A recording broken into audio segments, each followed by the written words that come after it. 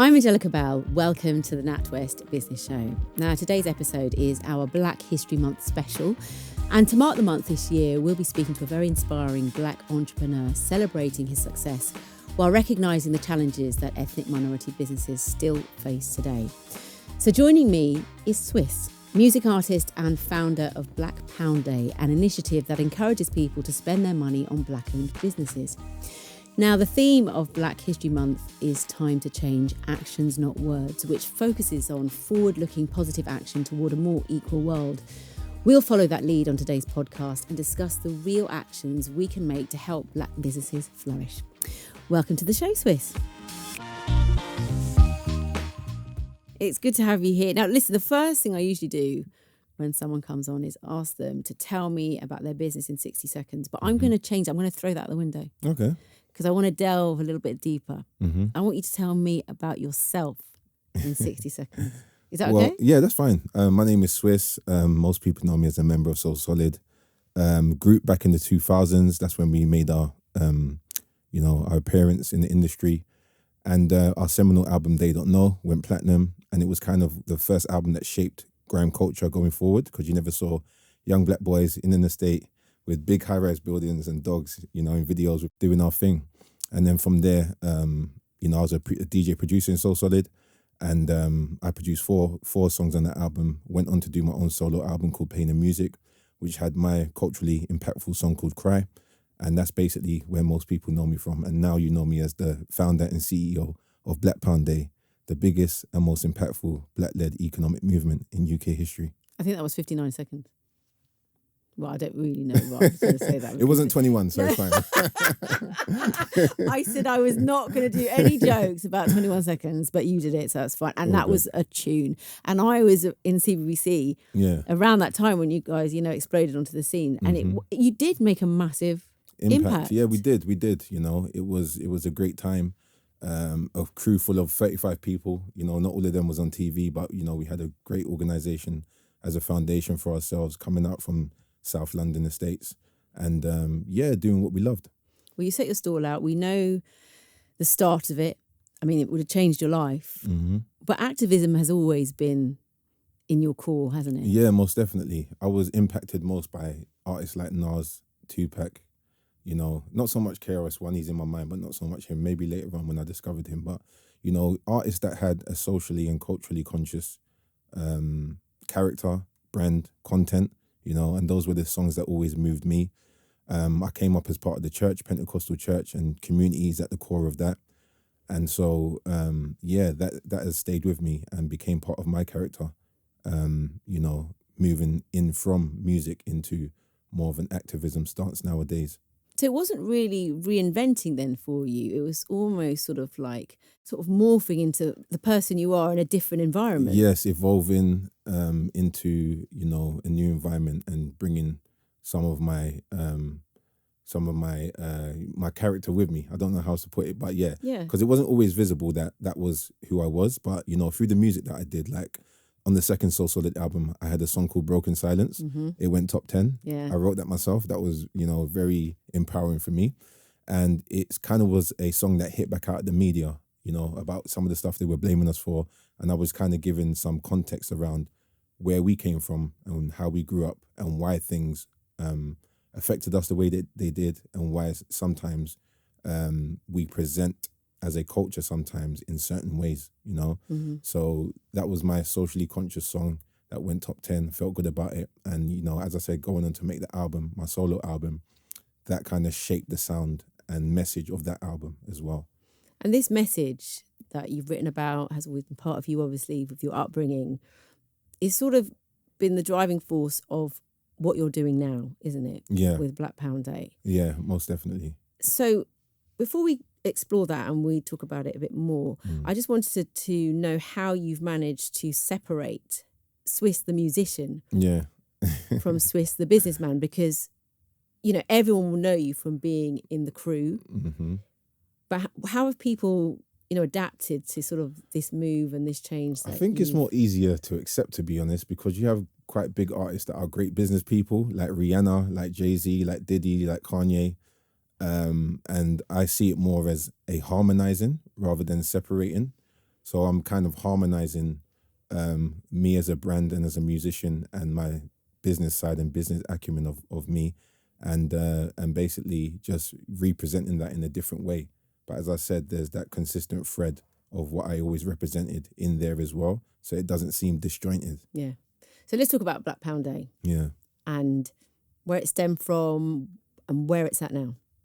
Okay, so Black Pound Day started as an announcement I did in my car, literally after the murder of George Floyd. Actually, pulling back a bit. So basically, once George Floyd was murdered, even going back further before that, in 2014, Eric Garner died at the hands of the police. And I created a song. I was really angry. My thing is not really to march or to, it's always to put my thoughts in expression through my music. So I created a song called Can't Breathe, which is the words he uttered, and I put that out.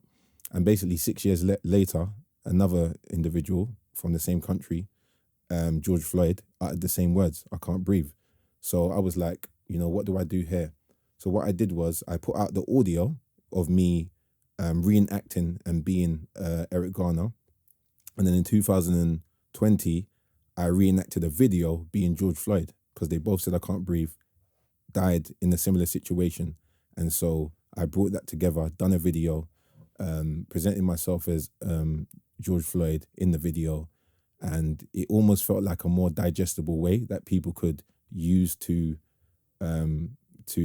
digest that event that happened, as opposed to actually watching the real event, so that was good. So it kind of racked up about almost 200,000 views on YouTube. And then from there, I said, I'm going to put this idea out that I had, back in 2012. I thought this idea called Black Pound Day, where the Black community will come together, support each other. And I mentioned it to a friend. I didn't have the resources at the time to actually fulfill that idea, but it was one of those things on the back burner. So, lo and behold, here we are. George Floyd has been murdered. We have the protesting and the marching in the street, but we can't do that forever. You can't keep your fist in the air forever. So I propose, once our fists come down, they go into our pockets. We support Black businesses, and we do that once a month. And that's basically where the idea of Black Pound Day comes from. So it's for all cultures and communities to support Black businesses, or be reminded to support Black businesses on the first Saturday of every month. And here we are 2 years later with a store in the biggest centre in Europe, which is Westfield. Yes, Westfield, which you personally go down and run it. I do. You stock the shelves, you feel that passionate about it. And then let's talk about the businesses in there. Mm-hmm. Yeah, so there's 80 plus businesses in there. We have categories ranging from skincare and beauty for women and men, toys and accessories for children, home entertainment for families, kitchen and homeware as well. And as I said, there's 80 plus businesses in there. So we get a plethora of customers coming in. Obviously, not just the Black community.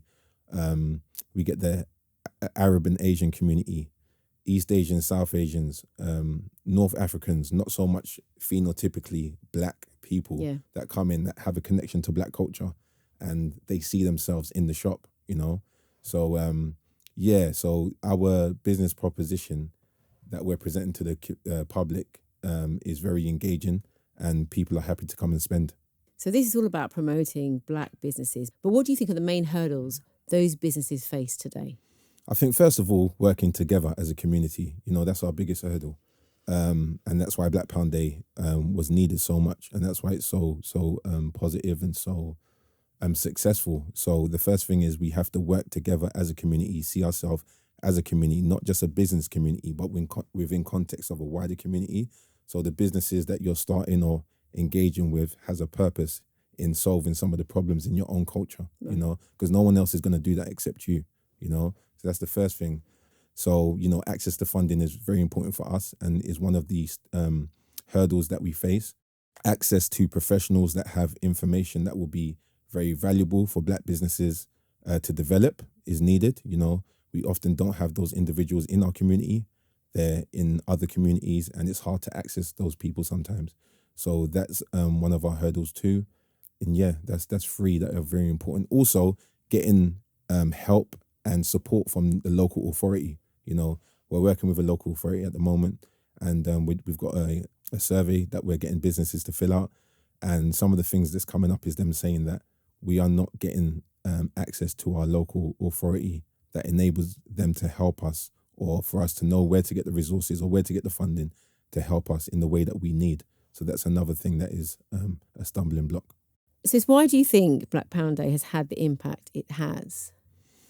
A simple idea to understand. The origin story is really great. A familiar face like myself introduced it to the public. It was in a time of need, a time where we needed something that we could, turn our heads towards, that was positive at the time, because as I said, it happened after the death of George Floyd. And then we had the advent of the Black Square, which was taking a day off work, which was a cool idea, but I don't think it was sustainable or impactful enough to kind of take us through and change the energy of the community at the time. And so Black Pound Day was a strong enough idea to do that. And that's why I think it was so impactful. And as I said, as well as myself being a familiar face, you had other familiar faces in my network in which I asked them to do a short video, promoting the movement and engaging their audiences as well. And then since then, I've spoken to businesses that were impacted by Black Pound Day. And we do actually have a national survey trying to capture that data, which is on our website. If you're a Black business, please go and engage with that survey and fill it in. So it's like word of mouth, because there's businesses out there, but if you don't know where they are, exactly, That's can't invest in them. It's visibility, because I could be on Oxford Street and my intention is to go to Foot Locker and then to go to H&M to buy something, but then I walk past a shop that I've never heard before, and just because it's there and just because it's visible, I'm going to go in there and probably spend if I see a nice jumper in the window that I want to buy. So it's the same thing with Black businesses. We just need to be more visible. People do not know we're out there, because the products that we have and the cultures that sit behind those products mean that they're unique, and people are usually going to these exotic Black spaces or countries to have fun and engage with those cultures, but they can also do it here through the products that these entrepreneurs are pulling inspiration from those cultures and just bringing it to your doorstep in the UK at the end of the day. So, it's very important for us to be visible. And if anything, at the bottom line, that's what Black Pound Day is doing. It's making Black businesses visible so consumers can engage with them. Well, I can see you smiling. So that's the best bit of Black Pound Day and success stories where you see those businesses grow. But are there any bad sides to having your own business for, you personally? Oh, yeah. Bad. I'll say that, for me, I'm a father of two. So me being able to, I don't like to use the word balance anymore. I like to use the word harmonize. So me being able to harmonize my father duty. Oh, that's a good word. Yeah. Can I use that as well? Yeah, of course you can. Thank you. Yeah. So to be able to harmonize my father duties and responsibilities alongside my business isn't the easiest balance to strike, especially if it's a new business. We're 2 years in, and it's not just a business, it's a social cause business. So my children know all about it. They love what I do. And for me, I get them involved sometimes. So they come down to the shop when I can and they help out behind the till. Amazing. And, these graft. Children, they need to graft. They need to graft. There you go. I mean, these children grew up in the technological age. So the tills that we used, it's a swiping kind of mechanism. And so my daughter's just, swipe, easy, boom, boom, boom. I'm even surprised. I'm like, wow, you actually know how to use that properly. So, it's great to have them down and on board and help out. And as I said, harmonizing both roles. And also sleep as well. Sleep is not an easy thing to catch, when you're running your own business. Well, you said you were at the shop the other night, late. Yeah, I'm always there late. Stacking the shelves and stuff. Yeah, stacking shelves. I do. I'm not there all by myself. I do get, lots of help from my team. But you're there. The point I'm making is that you're there and you're visible. Yeah, I'm 10 toes down. They're visible. People come in, get photos. Not so much autographs, but it's all about tagging nowadays, isn't it? Yeah. Autographs were like back in our day. So solid. Exactly. That's so solid days. Yeah. But, get a picture, tag me in it, and, shout about how good it was to meet me. And I think that's important for me as well as them and the movement, for me to engage with the community that come in so that they know that I'm there and they've kind of traveled along with us along the way since the birth, since I announced, the 27th of June in 2020 will be Black Pound Day, and they've come along with us all the way on the journey, and being able to spend time with me in the shop, it's just, a beautiful experience. Yeah, no, definitely. Well, what is one thing that you wish that more Black entrepreneurs knew about your business and the way it can help? I think just getting involved in creating marketing assets and promoting those assets up until and on Black Pound Day, because it's a massive world that we are engaging. You know, we have about 145 million in terms of our impressions with the hashtag and the website and the term Black Pound Day. You know, 145 million impressions. That's a lot, you know. Yeah. And that's been built up over the last 2 years. And so, you know, there's a lot of people engaging on the day and throughout the month as well. You know, before it was just, you'll see an uplift in stats on the day. Now it's throughout the month generally. So it's becoming more normalized. So I'd say, like, you know, hashtag Black Pound Day, get your business involved, make yourself visible, and join the directory, blackpoundday.uk. And we will promote you to the 50K plus through our social network and, you know, through our website as well. That gets a lot of hits. So yeah. And just to be clear, Black Pound Day is once a month, isn't it? Yeah, it's the first Saturday of every month. That is Black Pound Day. And I felt like I needed it to have a cyclical activation, because that's how you get a sustainable outcome and sustainable results. You know, if it was just once a year, it would be like, you know, Christmas or Valentine's, where it's cool, but this is a different approach, and the outcome that we want for our community is different. And you want momentum. Yeah, you want momentum, exactly. You know, and we had, when I first announced it, the reason why it was so impactful was because we had celebrities like yourself, you know. I don't think you've done a video for us. No, but I said I'm going to come to the store, come to the show, and I'm going to, you know, help out. I'm going to do some shells with Please you do. and stuff. Yeah. So we had a lot of support in the beginning, and that's the reason why I think it was so impactful, because a familiar face introduced it to the public, and plus I had my network of people which were also familiar faces that could magnify that call to action as well. And it's just about promoting, helping other good businesses. There you go. That just need a little bit of support. Yeah, that have been historically disadvantaged, you know, and discriminated against. And, you know, there's racial reasons why sometimes these businesses don't get the access that people from other communities do at the end of the day. So this is a real problem, and we're trying to solve this with the movement that we have called Black Pound Day. Well, this year's Swiss Black History Month is all about taking action. So I wanted to ask you to give me 3 steps that you'd give someone wanting to start up a purpose-driven business. Where should they start, and what advice can you give? 3 steps. I'll say start with an idea. Start with a good idea that aligns with your purpose, your values, yeah? And write down as much of that idea as you can. You know, connect that idea with people that have the same values and purpose, you know, and then create a community out of those people. Steve Jobs said, don't create a business, create a community. And those 3 steps are really great for being able to start a purpose-driven business or movement, because it hits at the heart of what that actually is, you know, connecting with people, connecting with community, connecting with values, connecting with the human, and then being able to create a community out of that. Many people listen to your stories and be inspired. Mm. You know, especially with your journey, where you've come from, your history, what's driven you. Are there any businesses or people, I mean, you mentioned Steve Jobs there and you quoted him, who have inspired you to continue? You know, you talked about sometimes, you know, there are things in life and disadvantages, you know, that we've all experienced, but that keeps you going and thinks, yes, I've got to do this for me, my community, my children, my family. What, you know, who has inspired you? I think, first of all, I'm gonna say a female, Rihanna. I think with her journey moving from musician into businesswoman, it's been very inspiring, because we've seen her literally grow from when she first came into the scene, signed to Jay-Z, and basically becoming a billionaire, you know, in a very short amount of time, and has the same financial status, if you like, as the person that signed her, which is Jay-Z. So that's very encouraging, very inspirational. She's from the Caribbean like me. I'm half Bayesian, I'm half Jamaican. So, you know, there's that extra, you know. Yeah, man. Yeah, I don't know. I'm St. Lucian. Is it? St. Lucian Dominican. Oh, wow. Nice. Lovely mix. Nice. I didn't know that. Didn't you? No, I didn't. But Yeah. you learn something new every day. Exactly. The next person I choose is, I say Crept and Sasha. I think her name is, with Naylor's. I think it's called Naylor's World, that product. The way he was able to bring that to market, and how impactful it's been as well, you know, online. I haven't actually been in store. I do have eczema myself. So I'm actually, even though it's for kids, I might actually pick it up and see if I can use it. You know, but their journey's been really impactful, and they're separated, but their focus and attention is on their child and making a future for their child.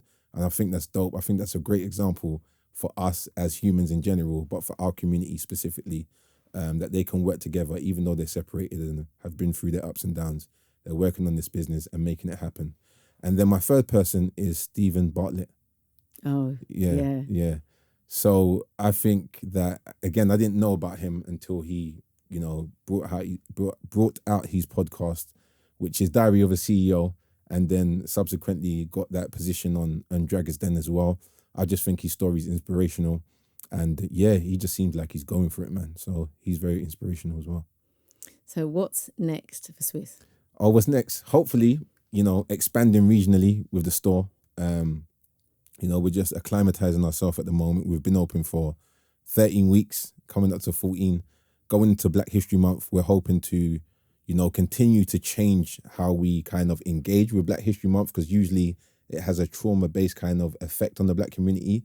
Whereas now you have a Black store where you can come and spend and have a reward-based result from that engagement within Black History Month and Black Pound Day. Yeah. So, expanding regionally, hopefully, with our stores, and just keep growing onwards and upwards. Swiss, thank you so much. Thanks for having me. And if you want to reach us, blackpoundday.uk is the website, at BPD Official is the Instagram, at Black Pound Day is the Twitter and the Facebook. So please do engage with us. If you're a Black business, join us and we can make you visible to all of our users.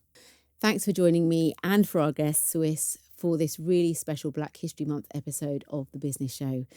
Now, if today's episode has inspired you, or if you're facing similar obstacles to what we've touched on today, head to our website to find more insights and potential solutions that could help you take action today. Make sure you follow and subscribe. Until next time.